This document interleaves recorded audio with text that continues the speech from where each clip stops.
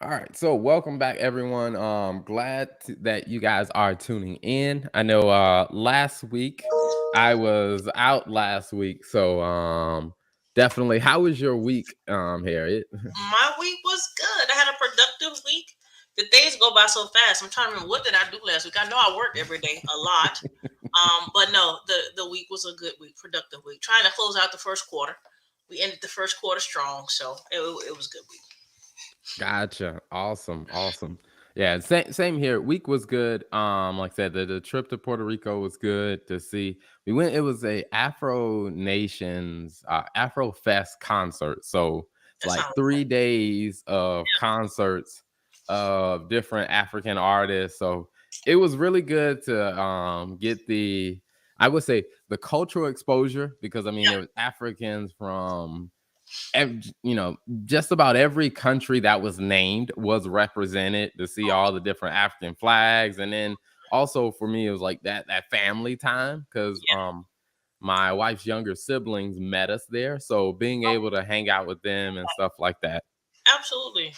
I'm sure that was a good time. I saw y'all pictures. Y'all look like y'all had an amazing time. And I follow y'all stories on Lola's stories on Insta and Facebook. So I'm glad y'all got to get away and had fun. Yeah, so it was definitely good. Now, getting back into the swing of things. Now, I will say, this year I think is just going to be a year of travel. Period. Because we've a couple weeks ago, I did the trip to New York. Well, actually, about a month or so ago, did the trip to New York for business. Then we did this trip. Now, Lola has to make some visits in Europe. So pretty much from we're going to be gone in Europe for about a month. Okay. Going with her. So I'm going to be, figuring out the working remotely from Europe and Yeah. stuff like, I mean, Yeah. which is one of those good things I think about, having processes in place to Mhm. where people on my team know what to do. And then, like I said, we can check in remotely to where we can do that. So, next month is going to be pretty interesting, of just as the travel ramps up and stuff like that again. We got going in Europe. You got a London stop.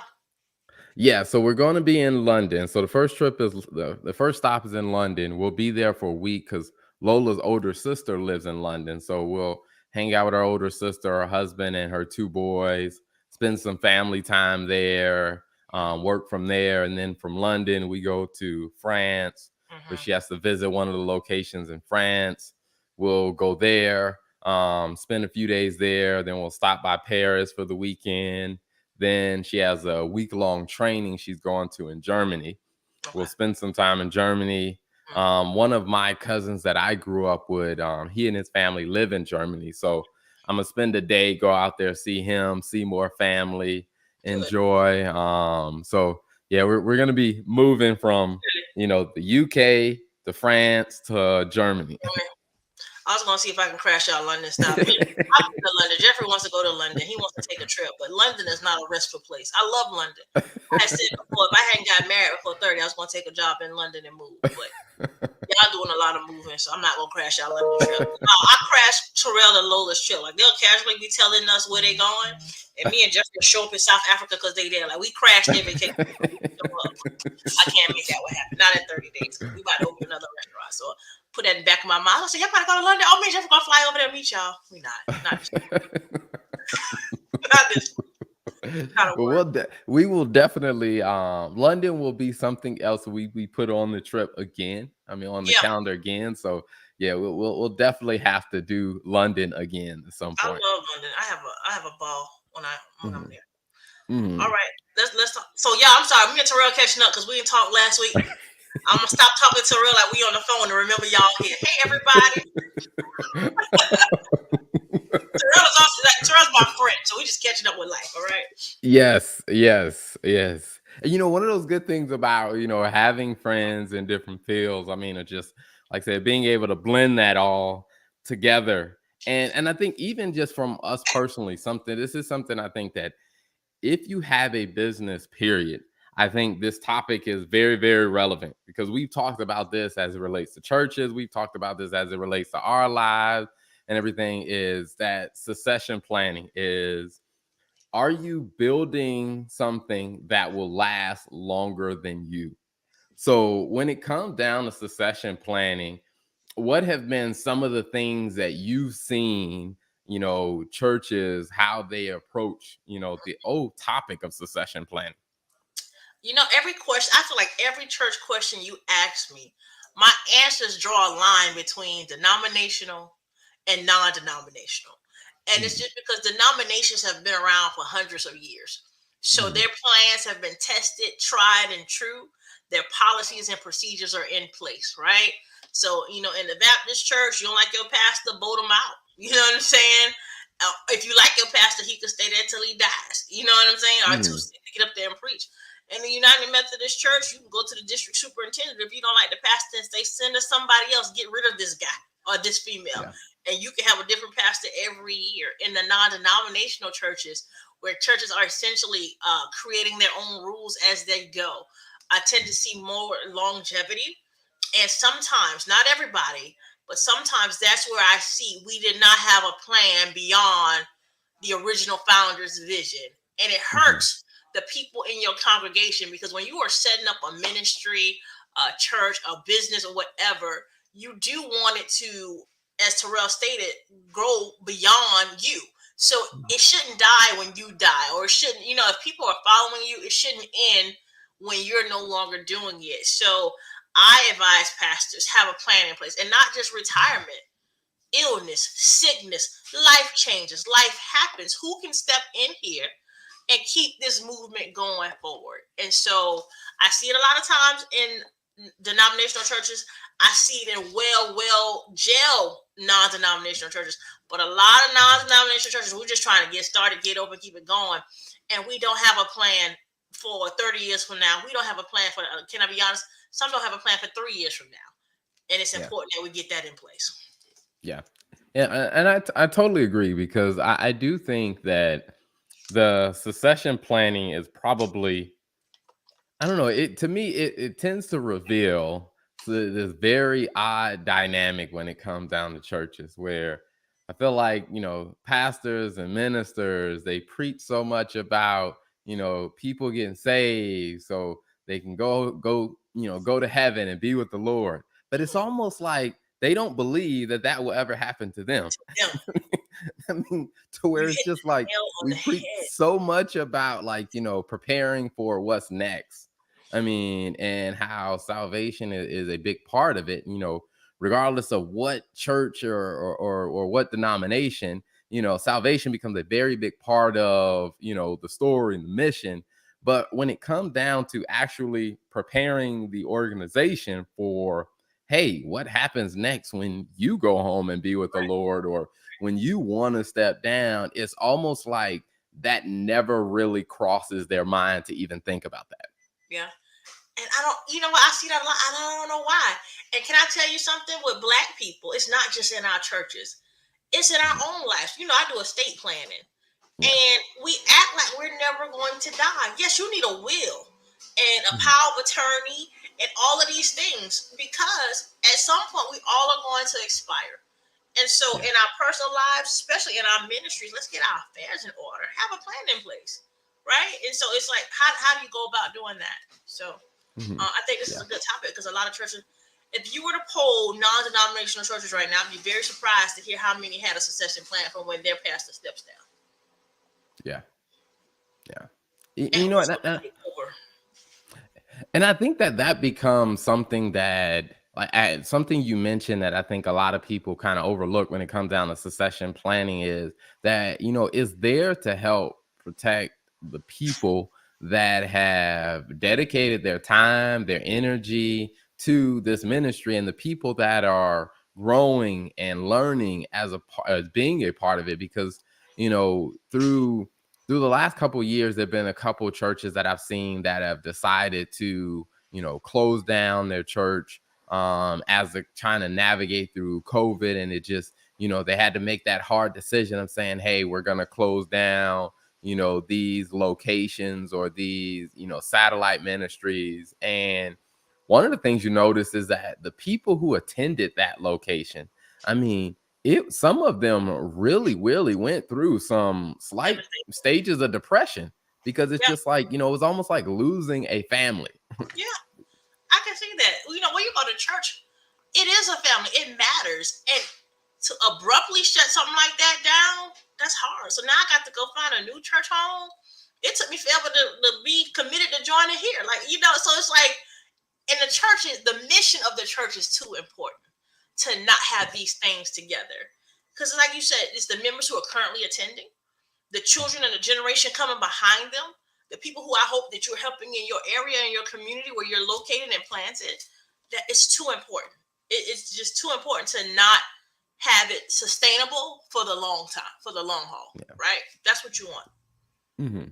Yeah. Absolutely, absolutely, and I do think that, when you think about, the impact that churches aim to have in their community and in the lives of the people within that community, thinking long term of like, hey, how do we continue to support this, and how do we continue to be able to have this impact? I think what it does is it causes you to start asking yourself some questions that I think most people probably never think about, or maybe they intentionally avoid thinking about it because, whatever reason. But I do think when you start thinking through succession planning, I think it really forces you to look at things differently. And so, from your perspective, Harry, when you're thinking about succession planning, Mhm. what are some of the questions that people have to really wrestle with and answer as Mhm. they're thinking about succession planning? One of the things that I counsel folks to think about are your mission, purpose, belief, policies, procedures, systems set in stone so clearly that anybody else on the team could step in, review them, and start operating. Right? So, how have you organized and structured to date? Is it all in the head pastors or the head in their minds? Mhm. Or is it documented, organized with minutes and meetings, and other people within this organization know what's going on, that somebody else could step in and keep it going, even if on a temporary basis? That's the starting line for me. How are we set up and structured? Because succession planning is great down the road, but what if somebody takes ill right now and somebody else has to come in and start going with this thing? It cannot all just be in your brain. One, if you're going to do it effectively, you need a team, right? The team needs to be aware, and you need to have policies and procedures in place so that it can keep going. You want to do a ministry or a business that's something that's bigger than yourself. Yes, it's a tool for you to make money in your lifetime, right? If you running it, and it's a tool to help the members now, but it needs to be set up in such a way that anybody can step in at any given time. And we've talked about audits to show what we're doing, but let's talk about that on a staff perspective. Who else on this team could come and be in charge if they needed to be? That's where I start. That's my litmus test. If we don't have those things together, I'm going to pause on succession planning, and we're going to go back to the drawing board, because everything that we've been talking about in the weeks leading up to this conversation, it builds, in my opinion. So in order to start talking about planning for the future and what comes next, how are you organized right now? That's where I start. Yeah, absolutely, absolutely. And I think the thing that becomes very, I guess you would say, enlightening about the succession planning is for a person when they're doing the succession planning and they ask that tough question, hey, if the pastor is unable to carry on his or her responsibilities, what do we do? And I think what that starts to do is it starts to shine a light on all the holes that you missed from all the previous conversations we've been having, That's where it. it will become very obvious like, ooh, we need to go back when the one they talked about 3 weeks ago, we need to go back and get that topic in place. Or like, hey, you know, who has authority to do this or that? Like, we need to get that in place because from what I have seen about, the breakdown with succession planning is that, or when it doesn't exist, is something happens all of a sudden and everybody is everybody is reaching for some sense of power or authority or Of influence in the organization course. because there was no plan laid out for that. And for a lot of people, the way that I can think about it, and I've seen this happen in, I haven't seen this happen as much in the for-profit space because usually that kind of stuff is kind of laid out. Right. But where the main leader got sick, and then everybody else is just like, well, because I'm friends with the leader, then I should be the one to step in because I really know that person, or this person over here, well, I've been here the longest, so I should be the one to step in. And it's just like, that is a mess that you do not want to expose your people to. At all. And I totally agree. I have seen it gone kaput, just like you said. Everybody wants to be in charge, right? And so how do you avoid that? Right? And so do we have a successor name? Do we have a voting process? Do we have an interview process based on certain qualifications? And different churches do it differently. But I tell you one thing, like Terrell just said, if you don't have a plan, you're gonna have a mess. An absolute mess. You're gonna have a mess that only God can help you fix. Okay. Yeah. It's one of those things, like I think about, like I was talking to a friend of mine, and I was watching that show Greenleaf. Okay. And I mean, for those of you that haven't seen Greenleaf, most of you probably have seen or heard about it. Is, it's about a family, that leads a church, and just a lot of the behind the scenes stuff that tends to happen.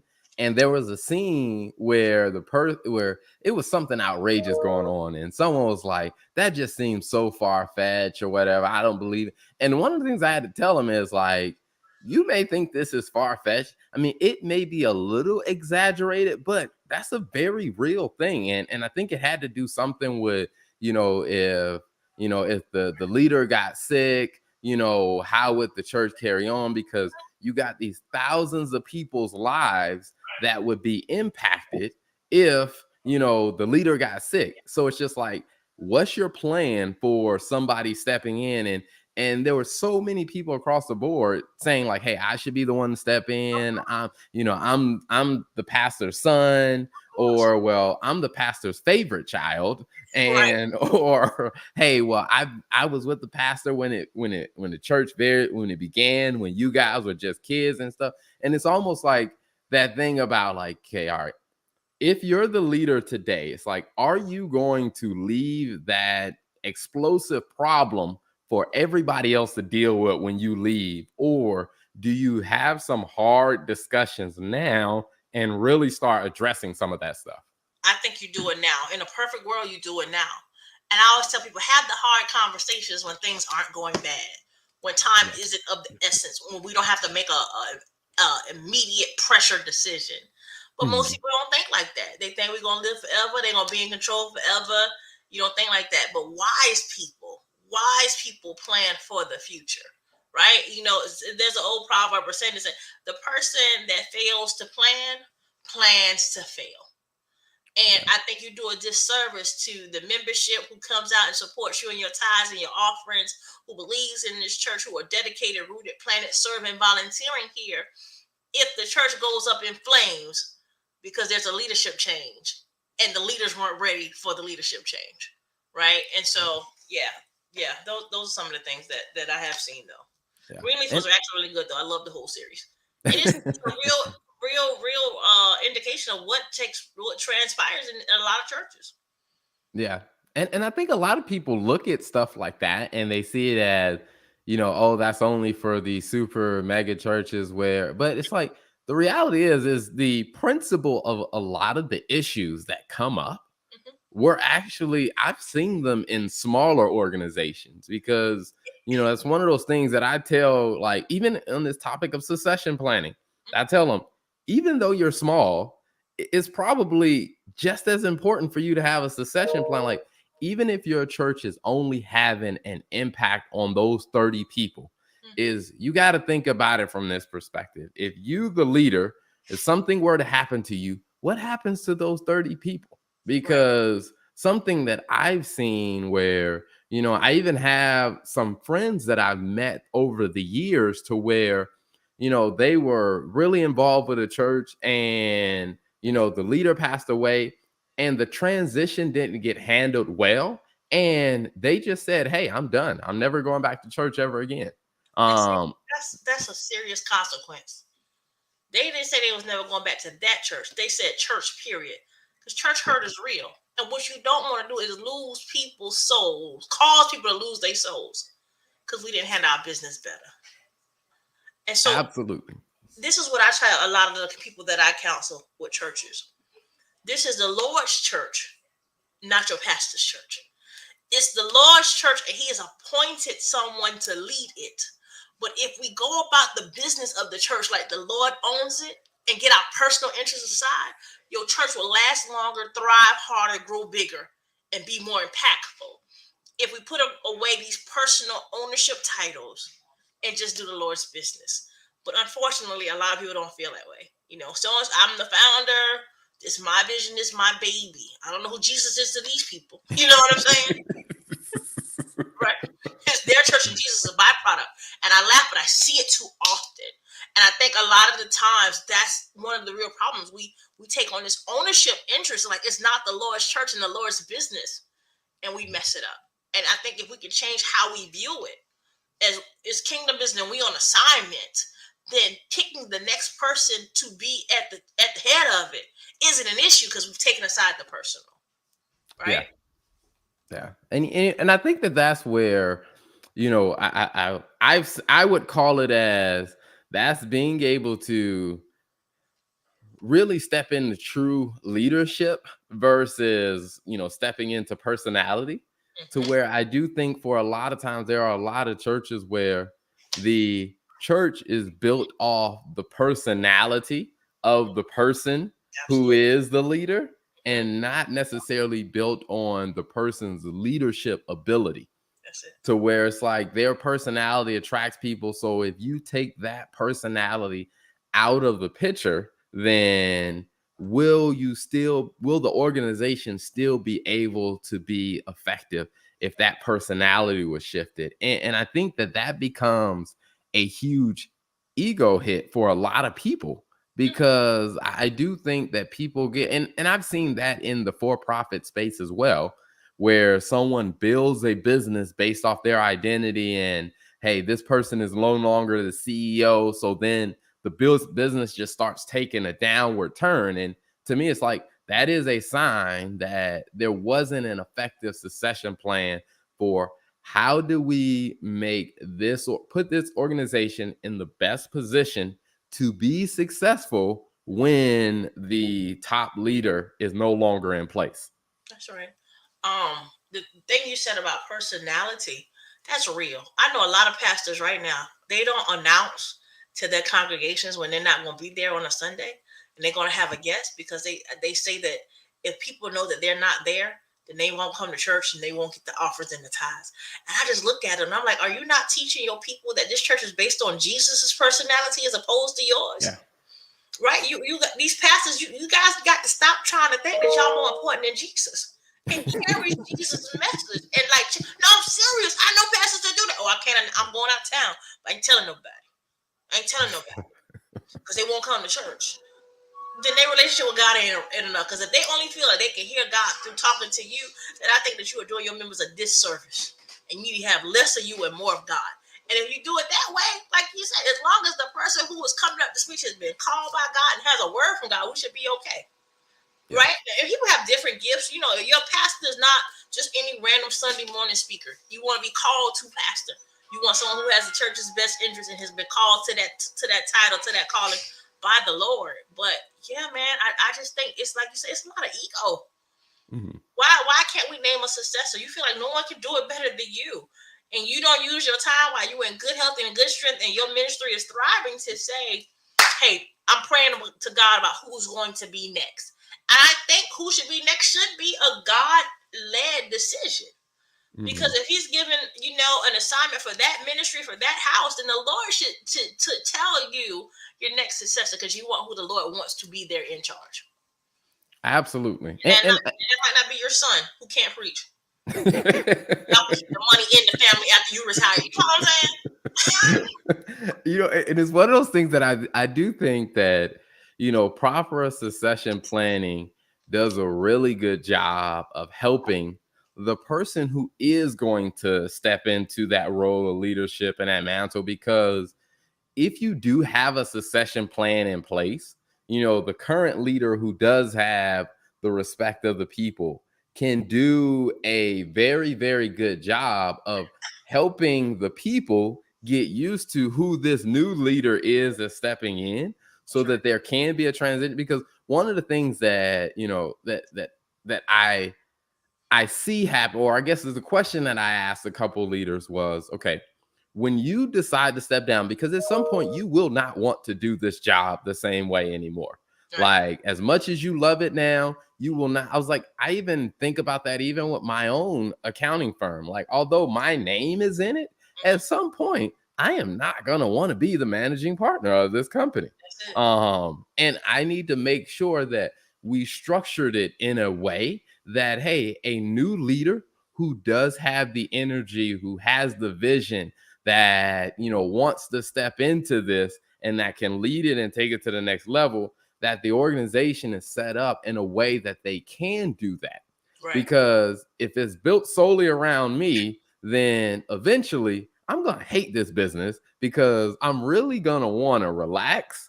And you But got to work because the all the business time. is, so tied to me, it's just like I can't relax, because I got to keep, I would tell somebody, it's almost like, you raise a child and you want your children to be mature enough to be able to leave home and go live their life. But because you didn't, like, instill certain things early on, Mhm. now they're 50 years old and they're still depending Living on with you you. like they were a Yep. teenager. Because you didn't train them up properly. Yeah. I like that analogy. I see the same thing. I talked about who's this church belong to? Are we teaching Jesus or the pastor? You got to get the people from the codependency to you and lead them to God, so that they can, even if life sends them to another ministry or someplace else, they still have God. Same way with your analogy to your children. Raise them up to stand on their own in the word and the way, so that if you're not here, they can still go forward. Stop the Yeah. codependency, pastors. It ain't cute. Don't do Yeah. it. I mean, because I will say, I go back to this again, where is that there are many pastors where you teach about, having a relationship with God, you teach about going to heaven. It's like, you got to actually believe you're going to go there someday too. Right? No, that's real. And I think they know they're gonna go, but just accept the reality that you're not going to preach forever. And if you love your ministry, if you love the members who you lead, then set them up for success by having a plan after you're no longer capable of being there. That's Absolutely.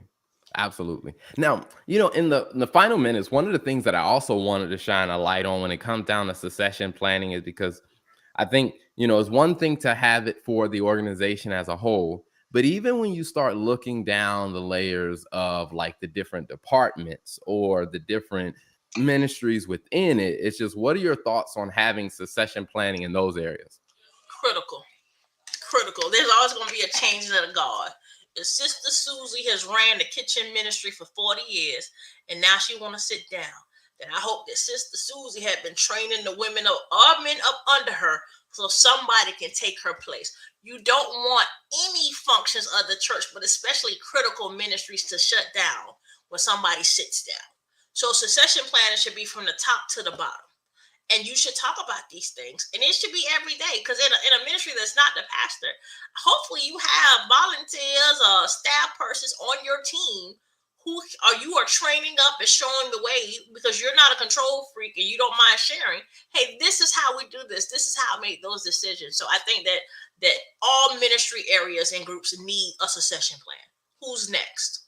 Right? Who's Absolutely. next? Absolutely. And I would say, I mean, even on, I would say it was an example on what most people would probably never really think about. And when it comes down to, a church organization, is there was an example of a church where they, they were having service. The service was, people were significantly disrupted and couldn't really pay attention. And Mhm. it came down to, because the person that they had cleaning the bathrooms got sick. That person couldn't come in. So now the bathrooms hadn't been cleaned. And that was significantly, affecting people, because your bathrooms are dirty when people are coming to the church. Like, it really created a phenomenal distraction. And I tell people that story because I'm like, that is an example of having layers of plans. When that person got sick, you guys had no other plan to address this issue.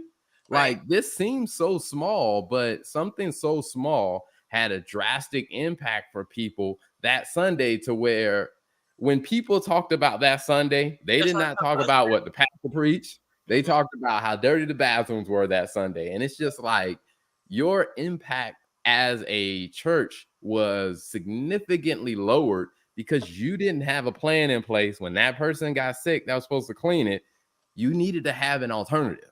Right. And it's almost scary too. You didn't have a plan in place, and then you didn't have anybody on your team who could just jump in and say, "Hey, you know what? I got it. We'll take care of this today and figure out a plan later." Right? Because at the end of the day, we all have to make this thing work, and you don't want somebody to miss God because the bathrooms are dirty. Right? Yeah, And that's the truth. You don't want that. The devil will use any distraction that he can. That's not what absolutely. we want to do. Absolutely. So I definitely think, my closing advice, I think, to a lot of churches is to really take some time and really, and I would say, literally sit down and write out what are the core essential functions of the church, for us to function on Sunday, for us to if you do midweek, for us to function on midweek.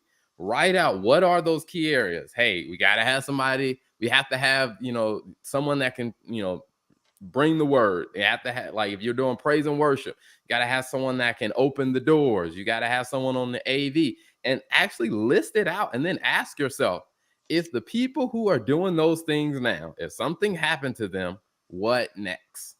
And I think starting there can really help you start to get in the mindset of succession planning, and really start to figure out where are the core areas we need to have a succession plan. After you get a plan for those core areas, then you look at, okay, what are some of the other secondary support functions within the church? How do we develop plans at each level? Right. I you've said it all. And if they took that simple advice, that's a great starting point. Absolutely. Well, Harriet, definitely thank you for your time. And everyone, thank you so much for tuning in this week. Be sure to tune in next Monday. We will be back at 12:30.